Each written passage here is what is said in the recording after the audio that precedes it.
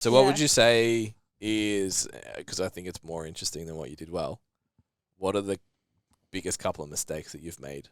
With the gym in particular? Yeah. I don't know. Because I think everyone sees the gym as like, it's like the end goal. It's the glamorous piece. No, what level of PT there are some things. The mistakes, I feel like for me, with the online stuff, like we had ages to figure it out. Like we fucked up a whole lot of time, but you can do that online because there's no overheads. Yeah. So if you fuck up something, say you don't get any clients or leads or whatever, you're like, oh, that sucks. But like, I'm not going backwards. Yeah. So like, it's fine.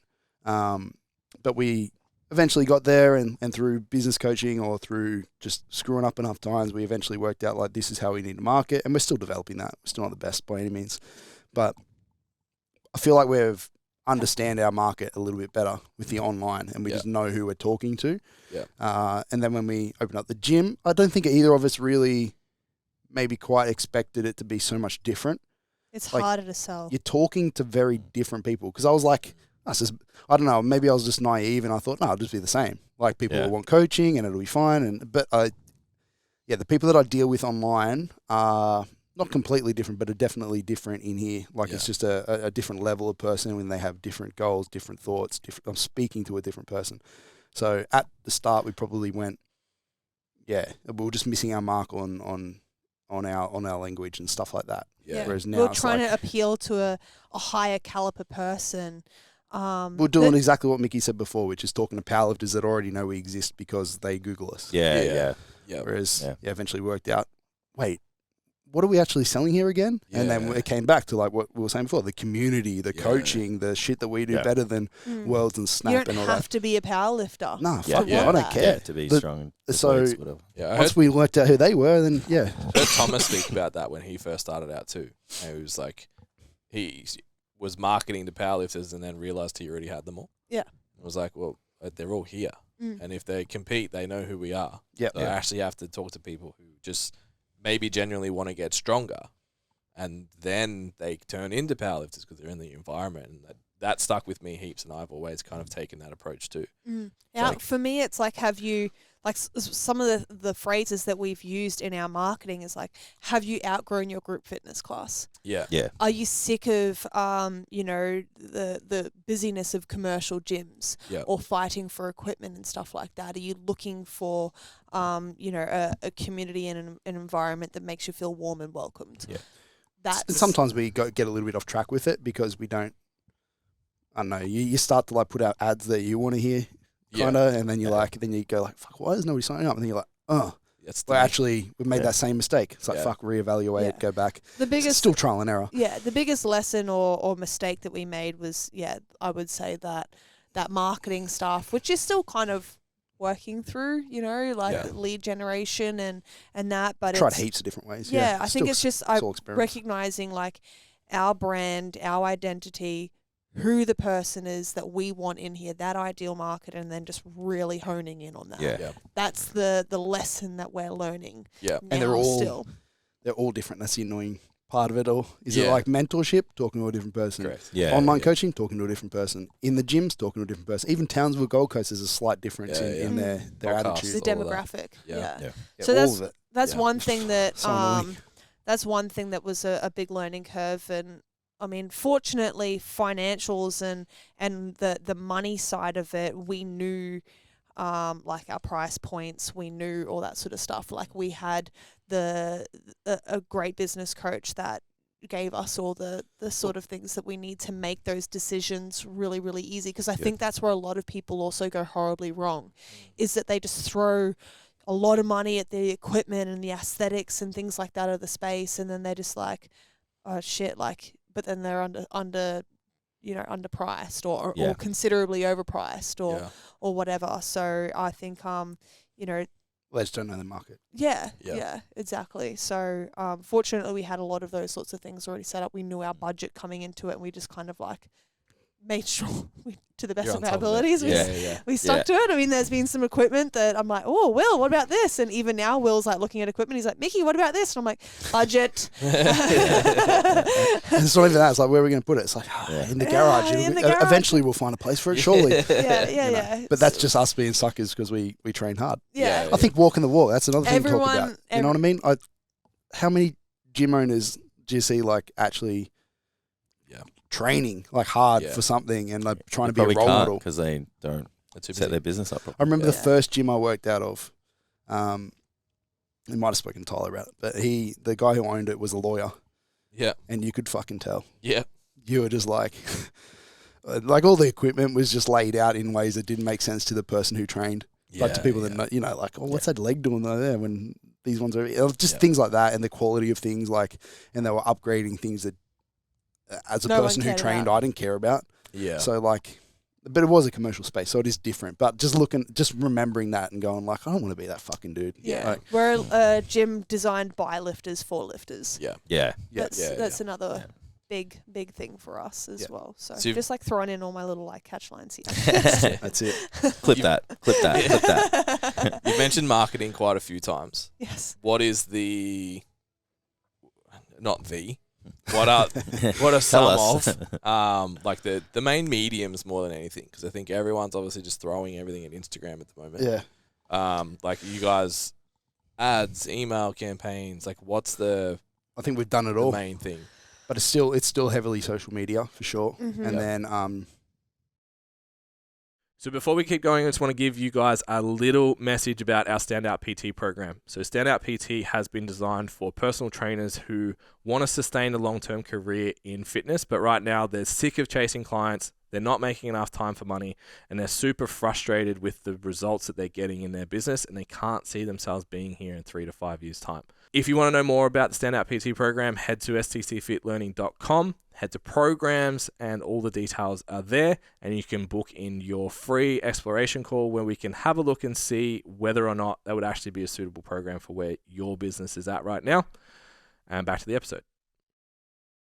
Just a lot of referral as well, like being the type of gym we are, when we keep coming back to like that culture, community type stuff. Like, make your members work for you. Yeah, like for example, like, another catchphrase, good one. somebody's training in here, and they're two sides of the coin. Maybe they're getting sick results, and then they come in because we program for people individually. Yeah. So like they come in here, or they put in a block review or whatever, and they say like, I'm getting amazing results, like absolutely loving it, smashing PBs, blah blah blah, like in a fucking mood, like a great mood. Like we go like, cool, like, you know, like. Do you know anyone? Like your friends, family? Like you want that person? Like whilst if they're getting sick results, like tell everybody else about them. Put that out on social media and tell sometimes their you friends push people a little bit for that, and they're usually more than happy to oblige because they're getting great results. Yeah. And then on the other side of that coin, there are, unfortunately, but it's inevitable that some people just don't get great results for whatever reason. And then, but the fact we reach out and we go like, hey, like, why aren't you getting great results? Yeah. Then it also works for us because it's like, how can we help that? How can we solve this problem? Yeah. Oh, you know, my training, it's great, but fuck, you know, my nutrition sucks. It's like, okay, cool, we have a service for that. Yeah. It's like, I just don't get motivated to come to the gym. Like, I just can't stick to it. I'm not consistent. It's like, well, we have coaching. Yeah. You know, when I come in, I get a little bit bored and I kind of go off program. It's like, well, we actually have semi-private coaching, and if you want a bit of a hype crew, fuck, that's where you want to be. Yeah. You know, so like we have solutions to all these problems. So whether they're going amazing or whether they're going bad, we can kind of like, we can help more. Yeah. And we can use that to And those were grow. all questions that we created answers for when we were originally putting this place together as well. Every problem that we could think of, we tried to find an answer for, so that it meant for Alex selling memberships or doing game plan sessions and whatever with our members, that like there was never really a solution that we couldn't find for someone. Like we've got members jobs out of this gym when they've turned around and said, I'm financially going through hardship at the moment. Obviously, as Will said, we are higher end. We are a little bit more expensive. We understand that.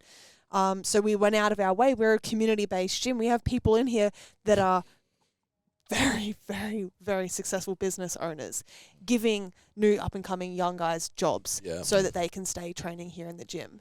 You know what I mean? So like having not that was a not a selling point. No, but it's just like that's train here first, then eat. That's a reaction of having a good community, though. Exactly. Yes, Yeah. exactly. Like the fact that these guys are, you know, going out of their way to help people, you know, stay around here. I just think when you say marketing, I definitely used to, but like it's so easy to view as like such a negative thing. Like, marketing, yeah, it yuck. makes people's skin crawl. That's what we, especially the young coaches. They just think, the word is like, yuck, marketing. You market, fuck that. You know, it's like I just get results. A shame associated to having to market as well. Which is an integral part of business. But you need to just flip. As soon as I like went, marketing is just helping people find showing people what you do. Exactly. As soon as I started flipping and same with sales. Like I used to view sales as such a dirty word. It's like yuck, used car salesman, like yuck. I just don't want to be that guy that's talking people into shit. But then once you, like I said before, I am literally so fucking confident with what we do. Yeah. We are gonna get your results. Yeah. So like it's not even sales. It's just like showing people you can get them. Yeah, and it's just when they walk in the door, you walk in the door and you go, I've got this problem. I go, cool, we can solve that. Bang, that's the sale. That's the sales process. It's not, how do I talk Jace into buying our top tier product? You're not convincing people. You're being a specialist and going, this is. And I'm more than happy for you to go in the bottom one. I don't even care about like which one you fit in. Yeah. It's just like I'm just trying to fit you into where you're going to get the best. It's not financially where am I going to make the most money of you. It's like where are you going to be best suited to actually get what you need. Yeah. So I mean, obviously, like going back to different strategies that we've used, you know, we mentioned like making the members work for you, and those are a lot of the different ways that we have that set up. But then you know, we've done Facebook ads, we've done Google marketing, we've done social media, emails, events posts. Is another one for us that we're a little bit unique from. I mean, I know it's not strictly marketing, but like, you know, we've had lead strategy, I guess. We've had cool seminars here. We've run like the deadlift for dogs thing here. So like that was a really cool event and had like Anthony come up and pull 400 and shit. So a lot of people are going to come watch that, and then they get a bit of an inkling, go like, "Fuck, this is a good community. Maybe I should look in." So like it's not strictly marketing, but it is if you think about it from a way. If we can bring people into the space here, like. The hardest thing for us when it comes to selling is getting someone in the door. Yeah, as soon as we've got them in this environment, they've got the bug. Yeah. You know Anybody what I mean? that's kind of knows what they're doing with training, if you train here for a week, I guarantee you signing up. Unless there's like you don't live here or some shit. You know, I can nearly guarantee it. There's 99% chance because our equipment's the best, our community's the best, our systems in getting results, our programming and all that is just. I don't know. I believe in it that much. Yeah.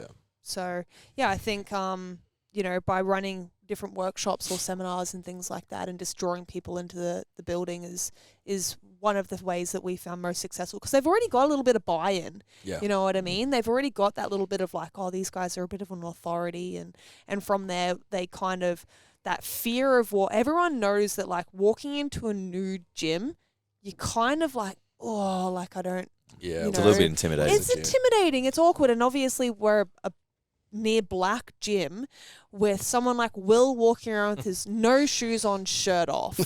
You know what I mean? Sweaty. Like sweaty, like big, stinky, screaming guys. Like it can be really intimidating. Metal on the so music. once you have the conversation with him and you realize that like, oh, this guy's actually just like a really chill dude. Like it's not so scary.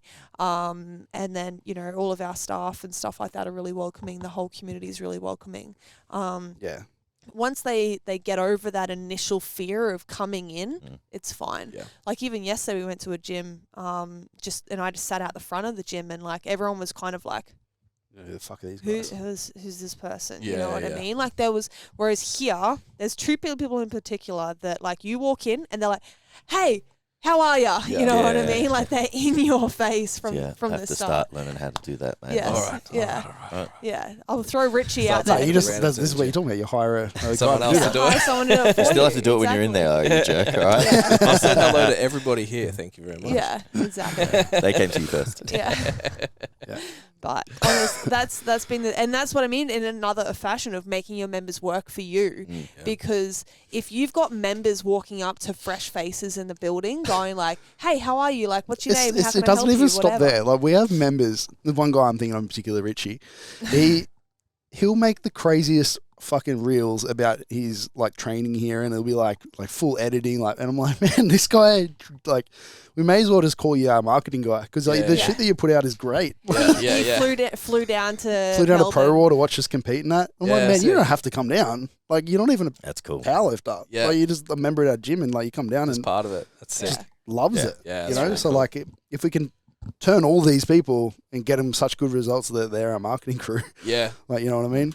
I think all of this is really important. Speaking to the regular coach, even in the gym sense, like I know one of the triggers for me to be like, I'm confident to go online now, is I had at least half a dozen, maybe more clients in the gym that weren't members, that came because they'd found me or they'd had that experience where a friend told them or whatever, and they ended up traveling to my gym, paying casual to come in and do PT. And I was like, okay, so I have the capacity to bring in organic clients outside of this environment now, so I'm sweet to go online. Whereas I think a lot of PTs fall in the trap of like, I've got 40 clients in the gym, but they're all gym members. Yeah. And they haven't thought about, well, how am I going to market? How am I going to attract people? Who is the person? Yeah. Like, they rely solely on the space to bring them the leads rather than bringing the leads in. I'm the person, and I've got all of these businesses, and they're charging me $15,000 a year rent. Fuck them. I'm going to go open my own place, and I'll make all of the money. Yeah. It's I've heard that so many times. Yeah. It's like, but you have, without that membership list, you have no clients. Yes. Yeah. Exactly. I've had to talk to even like my cousins and stuff who are PTs and go like, they're like, oh, me and 3 of the other trainers, we all are in the same boat, and we all hate working at X gym, and we all pay $300 a week rent. So if we combine it together, that's like $1,200, and that's easily paying rent for a building. And I was like, yeah. And then one of our equipment costs. You realize that piece of equipment? I know that's $15,000. Yeah, that's it. Yeah. Let alone the marketing, insurance, the week-to-week costs. And then you say, what's your average retention rate? It's like, 6 months. Like, cool. So you've got 6 months of clients. Yeah. But I can guarantee you right now, they're not going to come over with you. Those clients are not coming with you. Yeah. That was a big wake-up call for us. Yeah. we had I believe 1 or 2 existing members on the Gold Coast, online clients signed up to the gym. Our entire client base is not in the Gold Coast at all. Yeah. I had more clients in the Netherlands I had in the Gold Coast when we opened this gym. Yeah. I remember looking at that and going like, it's not just us. Yeah. It's not just us. Yeah, I feel like everyone just assumes I live in Sydney now. Yes. So all of my clients are in Sydney. Really? We actually have we had a huge market in Melbourne. Sydney is probably one of our smallest market locations. I feel like Melbourne's quite a comeback yet. Yeah. New South Wales. Yeah, but it's just like finding those few. Again, you get a pocket. You do, because one, you get one guy results, and he's like, this is fucking great. They tell everyone, or everyone sees it. Yeah, so you end up with little just pockets all over the place. Yeah, pockets, whatever, for people. Yeah, the social media stuff's been a big learning curve for us, is finding out like who we are, our message, and putting that out there. Yeah. As Will said, like we have different statuses and different tones for each individual person we're trying to speak to from the business. So that's something that we're still working through and learning, and just lead generation in general. You always are. But there's other things that like some people feel icky about doing, which is like if someone's engaging or following your social media account, like reaching out to them, starting the conversation up with them, like, hey, what brought you to my page? You engaged with me. It's not me going out and cold messaging someone when you've created that initial interaction. I was a Nexus client for 3.5 years, I think. Yeah. Just because of that. Because you messaged me about my shoulder. Oh, did I? Yeah. There you go. And was like, yeah, but try this. And I was like, that's the best my shoulders felt in 3 years. Yeah. Yeah. Can I please pay you money? Yeah. All the time. That happens all the time, and it's not even a marketing strategy. It's just like I had a guy yesterday that's just come to mind, and he just like commented on, I think when I was ticking off the goal or whatever on the board, and then of winning pro, and then like Richie filmed it, and Richie put up like, oh, the next goal is 400, which not that simple, but then somebody responded to that story and was like, oh, that's massive or some shit, like just real. And then I was like, cool, what are your goals, man? Yeah. And he's like, oh, I want to squat 200, and I'm like, that's fucking sick. Yeah. I don't know, it's just I genuinely am interested. Yeah. But that's stuff goes the a other long thing way too. It's not a front. No. Yeah. Like we're the same. Like obviously, I run the STCfit Learning page. It's like a new coach follows. It's like, how's business? And it's not like check your DMs, bro. Like every other fucking business like coach. 4 of the photos first. Yeah. It's like, no, really, like, how are you doing? Yeah. Because we have heaps and heaps of free shit, and if you just do some of the free shit, you'll probably be doing better than what you're doing right now and never have to pay us. Yeah. Yeah. The amount of like There's no expectations. general free advice that I, give out from people dropping into my DMs or seeing something. Like I saw someone was doing a comp 2 weeks ago, and she had 3 protein bars as her Food through the day. comp day food. Perfect. I was like, let's try like this and that instead. Like you might find that might make your digestion feel a little bit better come the end of the day. And she was like, oh, thanks so much. Like, you know what I mean? Like, two ways by the end of the day. I'm not viewing this in a lens of Protein like bars or definitely. yeah. Well, coming out one of 2 holes. You mean? Either the belt's not getting done up, or the suit's coming off real quick. But with your shoulder and that, like, obviously, like, I don't know the answer because anybody tells you they know the answer to shoulder pain or whatever is full of shit.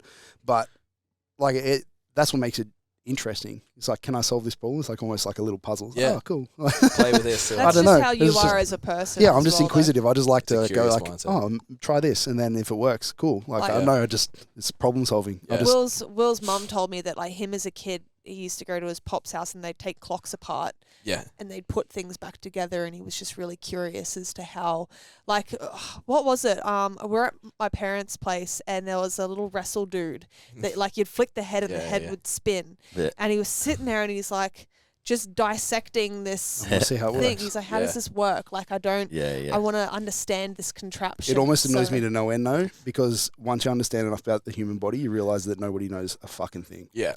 And that frustrates me daily. Yeah. Because you can listen to one person that's figured it out, and then you listen to another Nobody person that's figured it out, and it's like, they are not the same. Even with programming, it's like my views have changed. This is going out of business now, but my views have changed from like it used to be, this is what works. Yeah. And these things don't work. Whereas now it's like more like these couple of things don't work, and the rest of it kind of works as long as you kind of put in enough effort and shit. Yeah. And so like that annoys me. I want a system, but the body just doesn't. I think that's the just body owes you nothing. Maturity as a coach, right? Just evolution. Yeah. But yeah, we adopted the vocabulary of "I'm curious." Like Jace used to say it every second sentence. It's, I'm just curious. Tell me more information about this thing. Because it's like, I am. It usually was, I disagree. It was Jason's like cover for I disagree, or that's interesting. But I'm just curious, tell me more, because it's like, I do just want to understand. Straight up disagreeing with people is a very tone. It doesn't really get anything productive out of that conversation. Then it's like, fuck you, man. How did you get to that opinion? Lizzie Rawdar's very, very good like that. Like, I would just make a blank statement about something completely, I don't even know where it would come from. She's like, why do you think that? Yeah. Like, where did you get, why is that, like, in your head? Where did that come from? I took a long time to be comfortable around Lizzie. Really? Yeah. She's like, especially when you're in why do you face to think like face, that? And you're like, the body language too. I don't fucking know. It was just a thought for 10 seconds.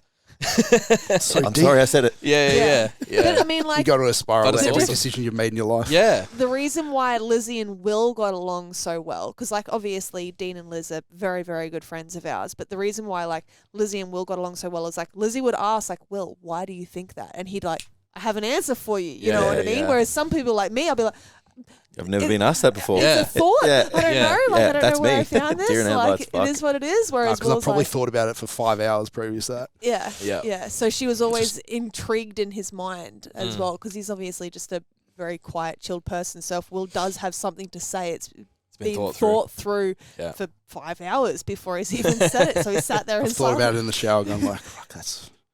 Yeah, Ben's shoulder, jeez. Just thinking about your Thinking shoulder about it in the shower, mate. There you go. Fuck I've yeah. made it. Beautiful. But yeah, no, it's been obviously a fun ride over the last few months and the last year with how things have grown. But